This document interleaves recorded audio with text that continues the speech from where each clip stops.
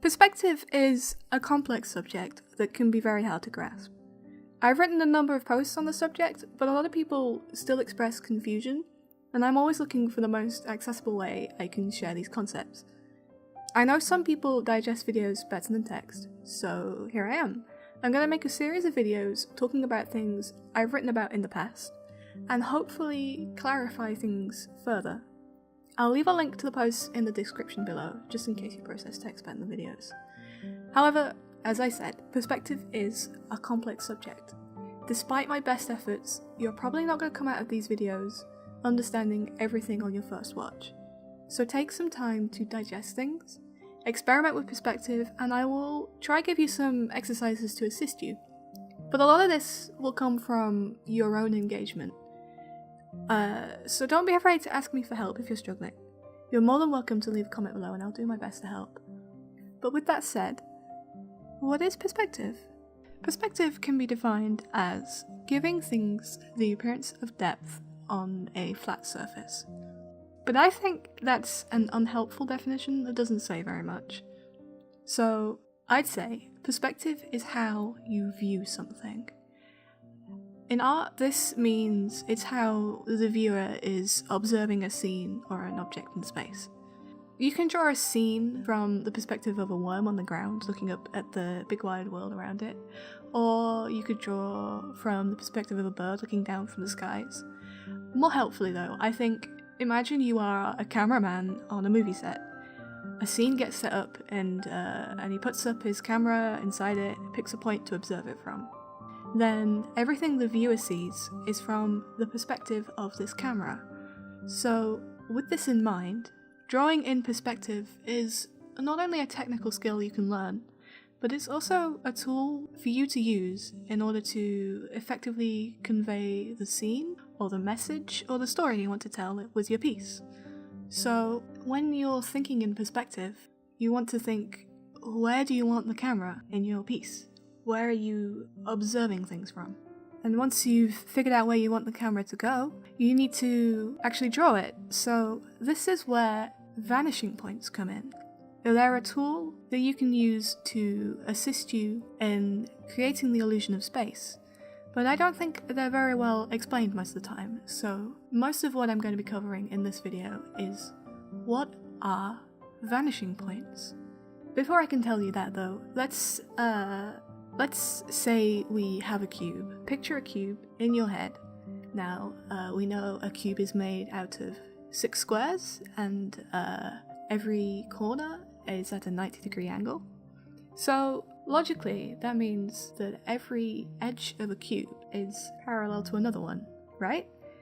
But let's say we draw a cube and we only use parallel lines. It looks a little bit weird, right? If I create this as a 3D model, and then I rotate it around, you can see that this is obviously not a cube. So what's going on here? If those edges are all parallel like a real cube, why does it look so strange? Let's take a look at this railway track. We know that the rails on the track have to stay exactly the same distance apart at all times in order for the train to stay on track, right?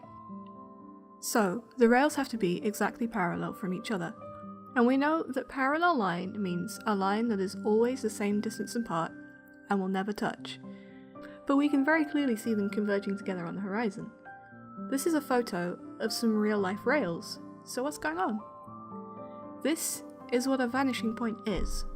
This photo illustrates that our perspective on the world is naturally warped by our eyes, and that lines that are physically tangibly parallel, when captured in a flat image, they will converge to a single point. So, a vanishing point represents the point at which 2 or more parallel lines will appear to converge and become one. Going back to our weird cube from before, the reason it looks so strange is because when creating the illusion of depth, what we are really doing is replicating the natural distortion that our eyes see. So, on this cube here, we have 3 sets of parallel lines. The ones which are going this way, which we'll call X, the ones going up this way, which we'll call Y, and the ones going this way, which we'll call Z. If we make all of these converge into 3 different points that represent each set of parallel lines, we'll see that the cube looks much more natural than before. Hopefully you're following me so far.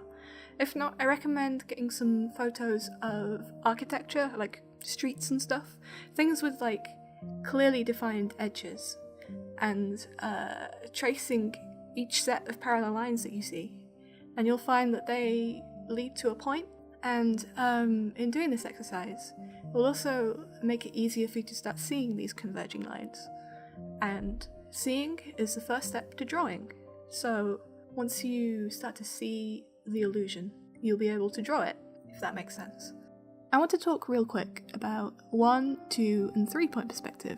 Truth be told, there isn't really any such thing as 1 or 2 point perspective. There are just parallel lines that converge to a point. This railway track is a classic example of what we would call 1 point perspective. But the thing about it is, these lampposts and these tracks are just as parallel to each other as the rails are to themselves. If I wanted to, I could use a program like Clip Studio Paint to trace the lines of the Y and the Z axes, and you'll see that eventually they do actually converge to a point. The thing about it is it's just so far off the canvas that the lines look pretty much mathematically parallel as well as representationally. So what 1 and 2 point perspective are is just a simplification of a common perspective. There's not much material difference between me drawing perfectly parallel lines here and me creating a point in the distance, so it's just easier to draw 1 or 2 points and then keep the other lines straight. Now the reason I wanted to talk about this is because being taught perspective in terms of number point perspective creates the misconception that you can only have like 2 points on the horizon line maximum. In reality, you can have as many points on the horizon line as you need. To illustrate this, let's talk about planes. A plane is formed when opposing lines intersect with each other. So a cube is made out of 3 different planes. These planes are formed when points Y and X intersect, when points Z and Y intersect, and when X and Z intersect. Now, the horizon line is just a representation of the ground, right? But how exactly is it formed? Well, if we keep intersecting the lines from 2 different points, eventually they'll just intersect with each other. And that's our horizon line. It's just one really big plane. So what does this have to do with anything? Well, let's go back to our cube. We can rotate this cube in 3 different directions. Watch what happens to the vanishing points when I do this. You can see when I rotate it, one of the vanishing points doesn't move, but the other 2 do. The point which isn't moving is the axis that the rotation is happening on. So when I rotate it side to side, we're rotating on the y-axis. Now, let's say we have a cube, and we want to draw another cube next to it. For this second cube, we don't want it facing the same direction as the first cube. So watch what happens with the vanishing points when I rotate it along the y-axis. One of the points is very far away, but you'll see that they are both still actually on the horizon line. Can you see now how you can have more than 2 points on your horizon line? If I rotate the other cube on the z-axis, you'll see that as one side of the cube gets lifted off the ground, the x-axis moves away from the horizon line. The reason for this is the bottom of this cube is no longer parallel to the ground, so it no longer lines up with the horizon line. Hopefully that makes sense. We've covered a lot of information here, so let's recap real quick. A vanishing point represents a set of parallel lines. A plane is created when 2 lines intersect. When we rotate something along an axis, 2 vanishing points move, and the other one doesn't. Now, I've been talking in terms of cubes because they're a simple shape, but with the knowledge that vanishing points represent parallel lines, you gain the ability to draw complex shapes in perspective accurately. You just need to ask yourself, where are my parallel lines? Then, with some time and some thought, you'll be able to draw anything.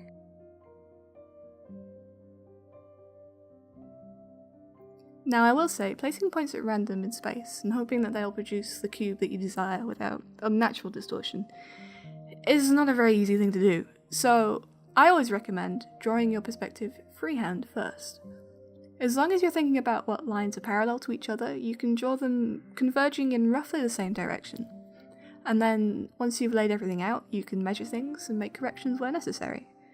Not only does this prevent your scenes looking stiff and lifeless, it will make your life easier in the long run because as you correct yourself, you're learning to see perspective better, so the next time you draw, you'll be more accurate, you'll be fixing things less, and spending less of your time measuring things out and more of it drawing. Also, it's pretty hard to measure things like the human figure in perspective, right? Not a lot of clean, parallel lines to be found on an organic shape. You can, however, you can draw cubes in perspective very easily. So if you draw a box and then you draw your complex shape inside it, well, the box will give you a rough idea of the perspective. Anyway, that's it for this video. It's certainly not easy, but I promise if you keep at it, your eyes will learn, just like they learn how to see shape, light, colour, and every aspect of art that you draw. And remember, I'm always here to help if you need me. In the next video, I'll be talking about scale and how you measure things consistently in perspective.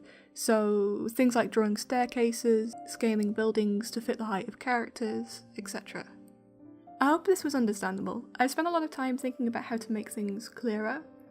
I've written a lot of tutorials over the years on things like colour, character acting, etc. And if people like, I could make more videos like this. As with this video, the content in the next video I have already written, so I will link that down in the description along with the post that this one is based on. But in any case, thank you for your continued support, and I'll see you next time. Best of luck with your art. You can do it.